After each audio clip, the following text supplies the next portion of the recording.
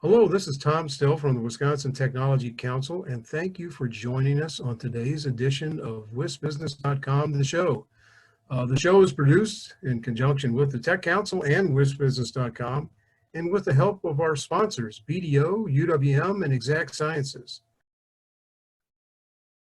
Tom Still again from the Tech Council. Thanks for joining us. We have three exciting events coming up. February 28th in Madison at the Sheraton, we're going to talk about what's going on at the UW-Madison Department of Computer Sciences and how it's producing the kinds of graduates and research that businesses in Wisconsin need. March 9th in Whitewater, we're going to talk about early stage investing trends.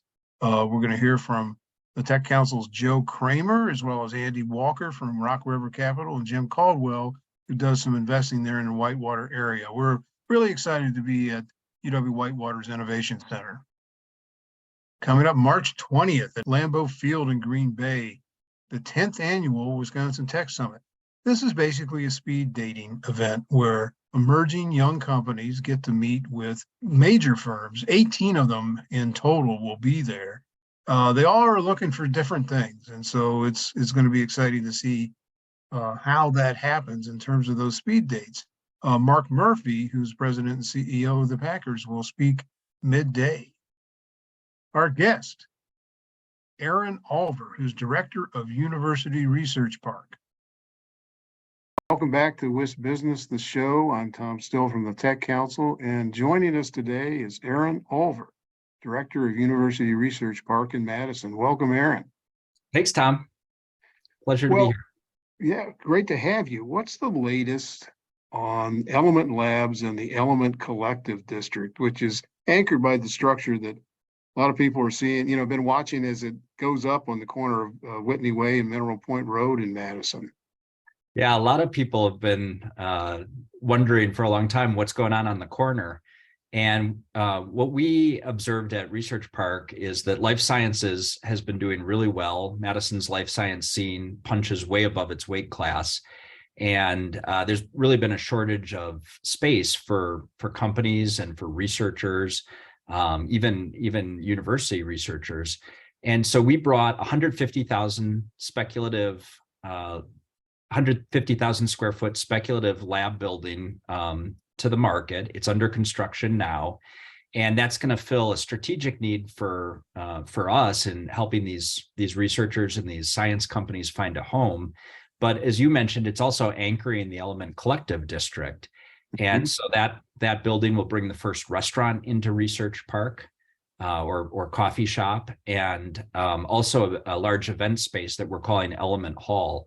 So we hope that we'll be able to program that and activate that with events and educational opportunities, networking kinds of things to really help promote community and bring the technology and innovation community together here in the park. Exciting addition. And, the park itself was launched in 1984, as you know, and so that means the 40th anniversary isn't all that far away. What's the future look like for the existing park? And that includes, of course, Element Labs and the land that you have reserved kind of west of Madison's Beltline Highway. Yeah, we're really using this Element Collective project to try to position the park for the next 40 years. So we're thinking about how we should grow and evolve here in this park. And our vision is that that the park can transform over time from what was desirable in 1984, which was kind of a suburban model, into something that's more of a live, work, play district that really takes advantage of its proximity to the university and to downtown, to places like Hilldale and Westtown, to the BRT line that the city is investing in that runs past the park on Mineral Point Road. We're trying to bring housing units into the market, both to create opportunities for people to live and work within close proximity, but also to support the city's goals of bringing more supply into what is a relatively low density census tract right on the BRT line. That's important to keeping rents low and promoting housing affordability. So we're trying to be good partners with the city in promoting their civic goals. And it allows us to create these amenities, these third places, by mixing the rooftops of residential and the employment centers that we have in spades today.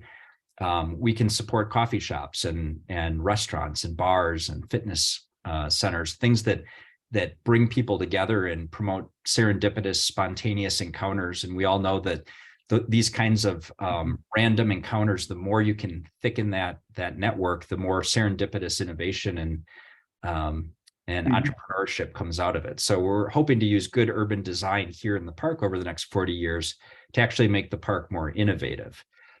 Simultaneously, we're also seeing a lot of growth on what I would call the biomanufacturing side of life sciences.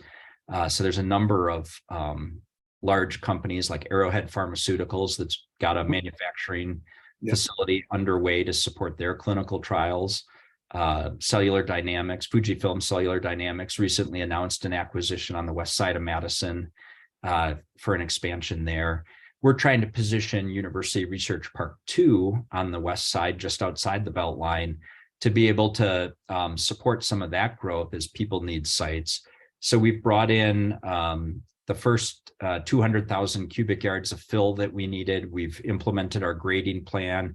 We're working with the city. They asked us to realign roads, so we're working with them on finalizing a plat. But we're hoping in the next year or so to start designing and building roads to make URP2 truly shovel ready. So I think hopefully we'll have a bright future both at our existing park as that urbanizes and densifies, and also we're going to uncork URP2. Excellent. You know, a perhaps related piece of this is that the university itself, maybe a little more on the west end of the campus, has some land that could be developed in some interesting ways that might be attractive in terms of leasebacks to private industry. Could you talk a little bit about what you might have in mind there? And I realize this is perhaps a little ways off. Yeah, this is a kind of a new initiative that the University of Wisconsin Board of Regents and the University Research Park Board of Trustees entered into. What our new relationship allows is for the university to sell land to the research park, and for us to make it available to private developers in order to more strategically utilize it. And what our big picture ambition is to really think about how we can augment campus as more of an innovation district. And when you think about all of the brain power that we have down there, both among the faculty, but also the students and the staff, we'd like to be able to bring the private sector into closer collaboration. So you could imagine, for example, corporations that want to hire interns, being able to set up corporate innovation centers down on campus, companies that want to work directly with researchers, being able to collaborate in a lab or to have labs near each other that allow them to work on similar projects or related projects. We've got incubator space out here at the research park, but we'd love to have incubator space down on campus so that faculty and students and staff can start companies right near where they're going to class or teaching or doing their research. So this is a really exciting opportunity. As you mentioned, the university and the research park are studying an area that is near the hospital and wharf. We think there's some land there that will be available in the near future. And that could be an exciting place to really think about how we could unlock things that are related to what WARF and the School of Medicine and Public Health have going, and those related schools like pharmacy and nursing that live in that side of campus. Yeah. All right. Well, nearly 40 years young and still very innovative. So thank you, Aaron, for joining us today.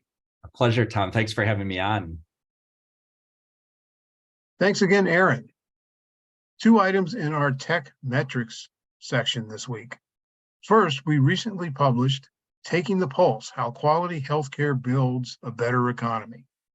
This publication does exactly what the title says. It charts how Wisconsin's quality of healthcare is above average and how the cost of that healthcare are pretty much in line with what we see nationally and in the Midwest. So we recommend you take a look at that link on the screen. Also, we're pleased to see that Governor Tony Evers has included in his budget bill a plan for a $75 million public-private venture capital program. This is similar to some things that the Tech Council has been advocating for years. And so you can read more about it here in my latest Inside Wisconsin column. Thanks again to our sponsors, BDO, UWM, and Exact Sciences. We'll see you next time.